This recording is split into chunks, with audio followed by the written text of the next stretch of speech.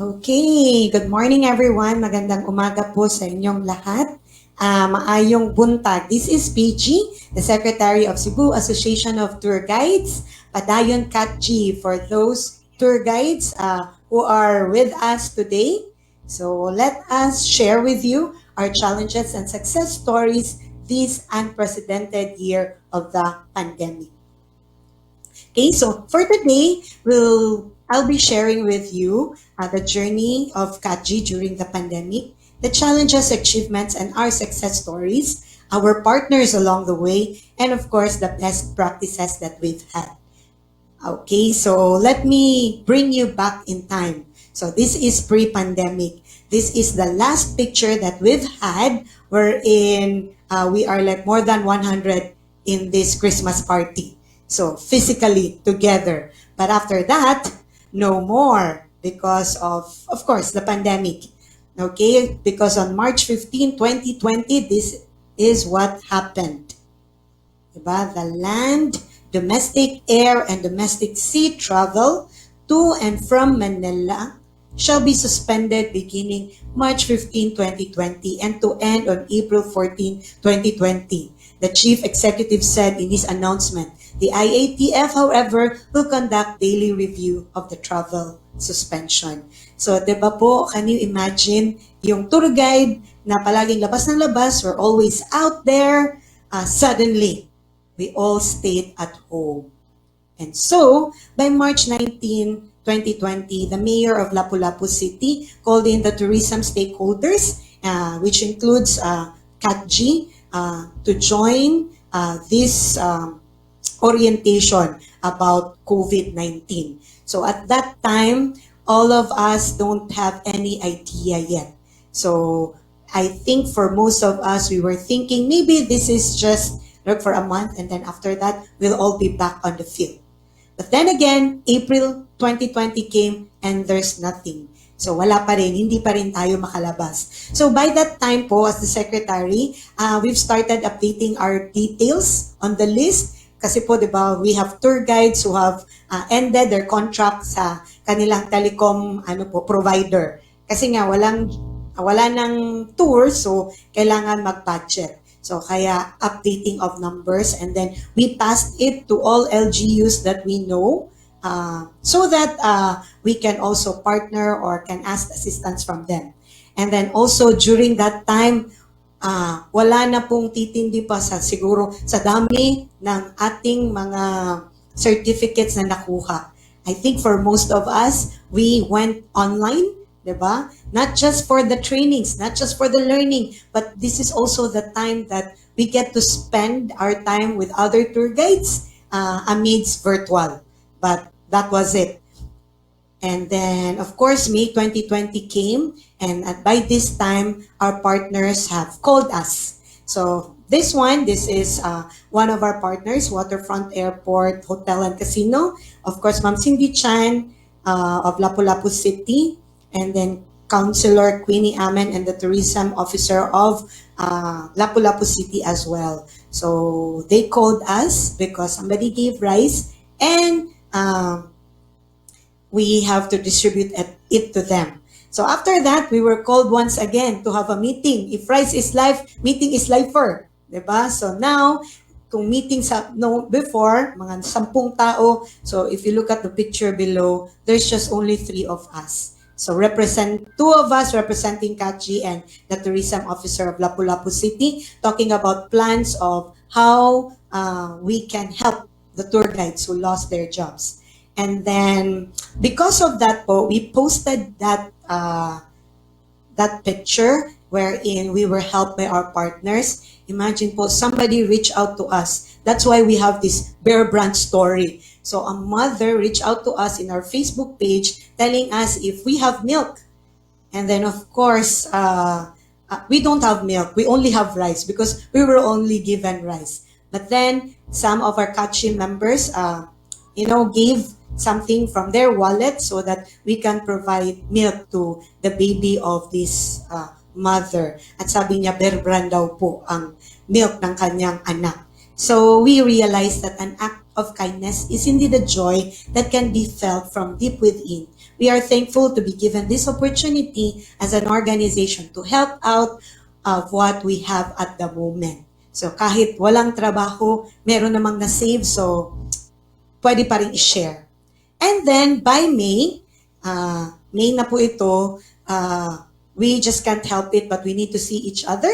So that's why we had our first ever Zoom meeting. So physical distancing, no worries because we can still socially connect with one another through Zoom. So in this Zoom meeting po, we are 44 members in Zoom. So getting the feel of it.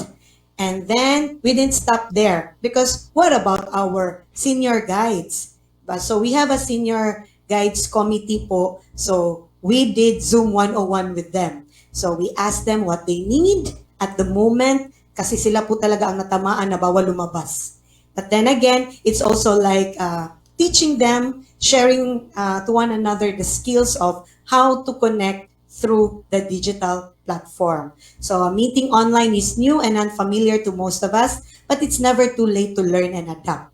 And we salute everyone for our unlocking their digital skills while in quarantine. Sabi nga nila, di ba, age is just a number. So kaya po ang online. Okay, and then by June, kasi di ba, it's almost 2 months. We don't have work. We don't know when we will get back. So I was thinking, I was learning from all the virtual tours, yung mga virtual tours sa Luzon, sa abroad, I was watching it until finally I got the courage to launch my own virtual tour, which is called the Independence Day Virtual Tour. And of course, ang CATG members, ang all-out support talaga. Imagine, they joined my virtual tour and they even paid for the registration fee of my virtual tour. So ganyan sila ka-supportive. So we started with that. And then of course, our National Tour Guides Day last year was done virtual. Greetings were done virtually. And after that one po, we had a gift, another partner. So this is in the person of Ramon Aboitis Foundation Incorporated. So Rafi and Casa Gorordo Museum have always been a partner of CATG in different tourism, cultural, and heritage projects. So now that we are at hold, we are so touched that they thought of us and really prepared po, complete. This is like good for 180 tour guides. And yun, house to house po ang pag-deliver ng mga pinamigay po ng Ramon Aboitis. So, ang daming noodles and all. So, yan. And then, July 2020. So, by this time po, some of us, when we were going around giving the ayuda, we saw that our tour guides became entrepreneurs. Kagaya po nung na-share nila, mga plantito, may karinderya, may sari-sari store, nag-call center, nagluto ng biko, puto, kahit ano po, mapasok lang para po to continue to survive or to thrive in this pandemic. And one of our former guides po, who's now in the US, actually sent po $500. So she said, these are to be divided for the senior guides. Kaya yan po, we sent the ayuda to our senior guides because of Ma'am Lilia Rabe Grava. And then, by July as well, because of what we were doing, adapting on the digital platform. So I was invited, representing Cebu Association of Tour Guides, in this webinar called How Tour Guiding and Trip Advising Work Under the New Normal. So I was with Sir Manu Del Rosario, our TG Fed Vice President in Luzon. So together with the RD of Central Visayas as well, and si Ma'am Karen, Mary Jean, and si Director Leo Cipriano. Moderated by our tour guide who's also in the US now, Miss Leia Medado. So, patuloy pa rin ang buhay, August 2020 came. So, Lapu-Lapu has this program, Rise Lapu-Lapu. So it means recovery, investment, stakeholders focus, and employment generation, which is aimed to help tourism sector weather the temporary challenges by partnering with BPO industry like Concentrate. So meron po parang job fair na digitally done. So yun po, some of our members also were hired by Concentrates. Then September. So imagine po from March to September, we were not going out. So by this time, we receive an invitation. So at this time po that we are at the height of pandemic, actually our Highland tours ng Cebu City, siya po ang puntahan ng ating mga locals. So on Saturday and Sunday when you go there, you'll be surprised how many people are there. Yung mga families because it's open air and pwede talagang mag-social distancing. So Serenity Farm in Busay invited us for this farm tour. October 2020 came. We're so glad that Megawide really contacted us to hear our voice because there's an exciting development in the carbon market that will be launched in the near future. And then, of course, in Lapu-Lapu on October 2020, there was already Balik Turismo. So this is like a travel fair. And CATG was also there to represent the tour guides.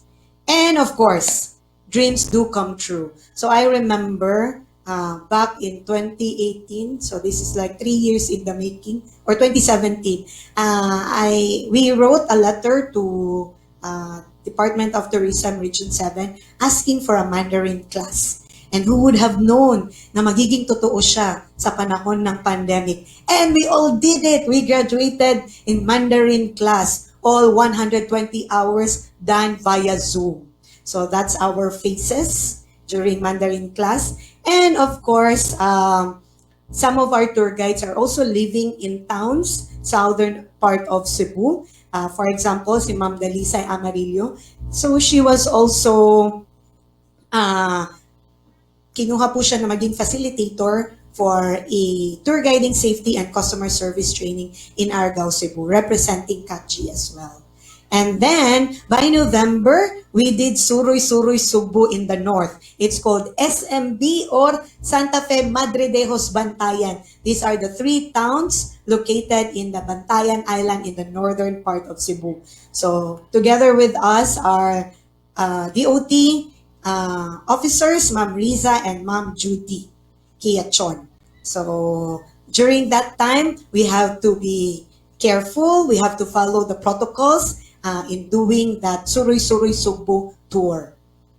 And by November 2020, another partner came to us and so willing to give us rice and vitamins. So yan, we have the Movenpick Hotel through Hope Now Philippines Foundation, and then the Money O Group together with Tourism Officer Ed Mendez. And then, because we are so blessed, diba? So we also wanted to be a blessing to others. So every year, CATG always have this outreach program to our tourism partners. As you can see there, we went to our candle vendors in Magellan's Cross, the keychain vendors, and of course, the souvenir vendors. So we shared what we have to them. And then, by December 2020, so alam ko, this is very familiar to everyone, wherein we have worked for prepared papers and passed those papers for the Bayanihan 2. And before the year ended, CATG went to help the community once again. We helped in the coastal cleanup in one of the rivers of Cebu City. Because water is life, let us take care of it together. So that's CATG in action. And then 2021 came. Our sinulog, wherein most of the tourists come. So it did not push through, of course, because of the pandemic. So what the officers did is we had a meeting. So in that meeting, it's as if we celebrated it with food and of course that headdress. So that's also our first meeting of the officers for the year 2021. And then, of course, January is like business permit, mayor's permit month. And I'm so happy to present that in the first week of January, CATG was able to renew our business permit. And then, in the renewing of our mayor's permit, there was like miscommunication and we didn't know what to pass because of the pandemic. So CATG represented all our members to clarify what we need so that we can renew the mayor's permit. And it was a very fruitful meeting. So we understood each other, and the secret is just communication and conversation. February came. So we have to celebrate the International Tourist Guides Day. So what we did is the officers went physically to Argao so that we can also empower their youth guides. So we were the ones taking their video, and then they were guiding. And then on the day of the International Tourist Guides Day, we did a virtual tour. So to celebrate with the theme Contributors to Rural Tourism. That's why we went to Argao, a rural town of Cebu, through creative storytelling. We allowed their youth to tell the story of Argao. And then March. Of course, during this time, the Cebu City government and all national agencies were very busy in the preparation of the 500 years. So this was the time when we were invited to also see the Spanish Navy ship Juan Sebastian Elcano on March 20, 2021. By April, so this time, a lot of tourism products were launched in Cebu City. So the Cebu City Tourism Office reached out to CATG asking us who are tour guides who reside in Cebu City, because they will go to the different barangays of Cebu so that they can empower the locals and make a tour package in their barangay. So on April 2021, they were able to launch Chasing Waterfalls. And then of course, to celebrate the 500 years, di ba? Hindi rin magpapahuli si CATG. So, sumali din tayo. So, we presented the 500-year walk virtual tour. Supposed to be nilalakad po yan. A project we started in 2017. So, nung naging 2021 na, naging virtual na si 500-year walk. And then, also in April, Ma'am Grace represented CATG for this mga unta Subuanong luto sa 500 katuig. She talked about modern Cebuano cuisine. And then by May, another launching, because May is Flores de Mayo. That was also the time for the Highland Blooms. And then the other projects that they are working on are the Sudlon Caving Tour, Highlands Pilgrimage Tour, Tabunan Bird Watching, and Game Farm Visits. So May na, malapit na po kasi magiging June na. But before maging June, may summer pa. Because summer is here, CATG goes to the beach. So from potluck to community pantry, because sharing is loving. So sa dami pong nagbigay ng pagkain at the end of the summer outing, parang naging community pantry po siya. So thanks to Praetorian Group and BOD Raymond Fernandez, they gave 2 lechon. So 'di ba, kaya may community pantry agad pagkatapos ng swimming sa beach. And then Puso, we were invited, so Kaji were invited sa Puso po restaurant. This is the reopening of the breakfast buffet, of course, with all the necessary health protocols strictly followed. So yan, represented tayo uli. We are so glad that they always think of us. Every time there is relaunching, there would be projects, they call us to hear our voice. And that really warms our heart that our partners are really our partners. And then, okay, so Sir Darwin, I need help in this area. So this is a very short clip about river trekking, and I'm with RR Owando. Woo! Let's go Cebu Go Adventure! Yes!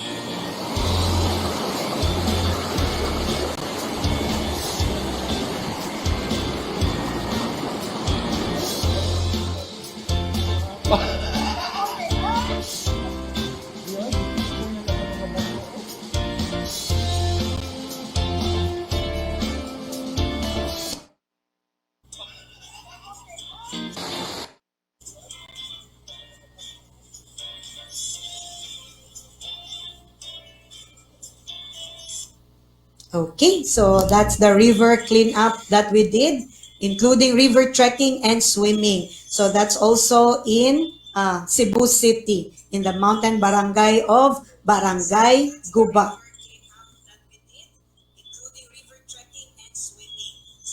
So next up is a familiarization tour that we did. So there in Barangay Guba, we visited Our Lady of the Rosary of Manawag. And of course, we went to a new destination, a flower garden as well called Lakeview, because Cebu City must be explored. So we did river trekking. Next up, Sir Darwin, I also need help, is our tree growing it at Alan's Place.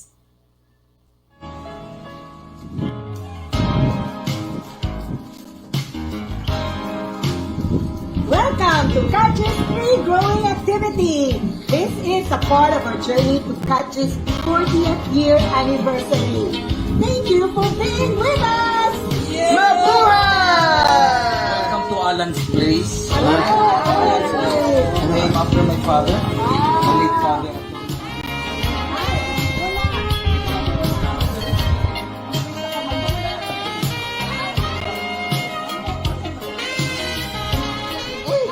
Magtanim ay di biro.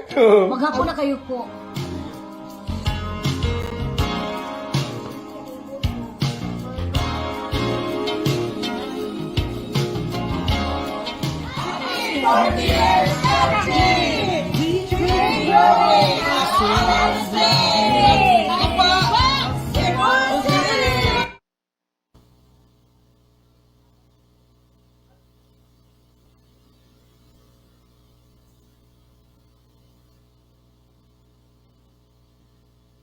Okay, and because of that, we got this tree growing challenge. Because RRO1, one of our CATG members, is reforesting a portion of land in Barangay Guba, Cebu City. He is gathering different hardwoods endemic to the Philippines to bring back the Philippine birds and to protect our watershed. So as we celebrate the National Tour Guides Day this June 21, 2021, today, and the 40 years of CATG. Yes, CATG will be 40 years now. So mas matanda pa sa akin si CATG. CATG was founded on October 8, 1981. So ngayon talaga siya 40 years. So we are partnering with RR for this tree growing program. So, ito lang po yung gagawin sa aming tree growing challenge. We need to send 50 pesos to my GCash para po malaman ko kung sino ang nagpadala. Tapos i-post ko dun sa group namin kasi yun lang din po ang ilalagay dun sa seedling na palalakihin ni RR. So, and then we wait as it grows into a tree, our little way of helping our home, our planet.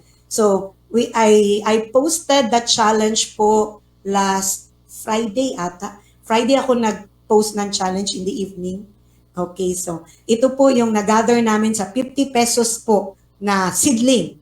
Okay, so as of this moment, we had gathered already 4,700 pesos. So ito po yung saan aabot ang 50 pesos mo. So para po siya sa endemic trees natin na hardwood na itatanim po doon sa Barangay Guba.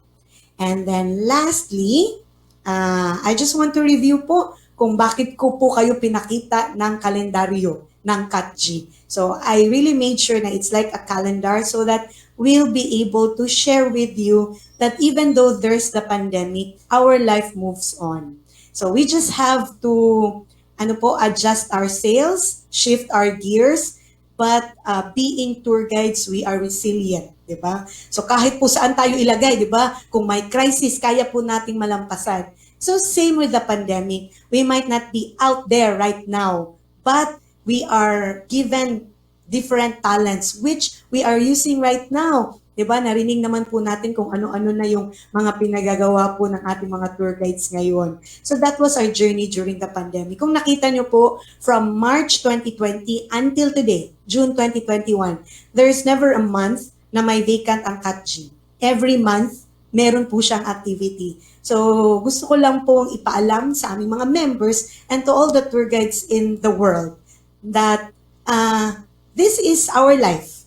So no matter what po ang ibato sa atin, kung lemon man siya, we just make lemonade, 'di ba? So doon ko nga nakita ay parang yung presentation ko same lang din nung mag-report ako ng secretary's report. Puno pa rin siya. So ganun pa rin siya. Nag-iba lang ng focus, but we are still here. So every challenge, every achievement, and every success story that we have was not done by me alone. So as you can see in the pictures, we are there together, from our president down to all our members.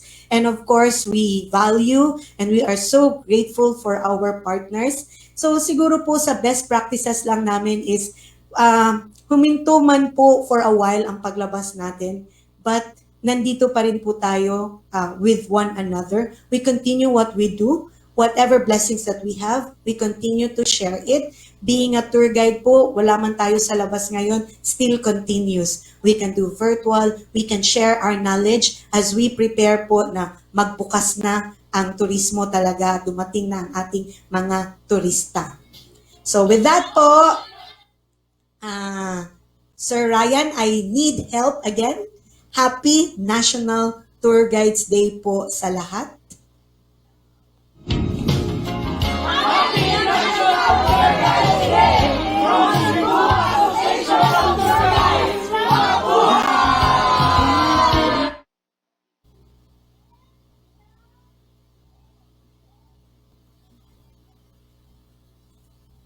Okay, so again po, Happy National Tour Guides Day to all. And salamat po and padayon. So padayon, power on. So tuloy-tuloy po ang buhay. May liwanag din po nandun sa unahan. So this is PG Guba representing Cebu Association of Tour Guides.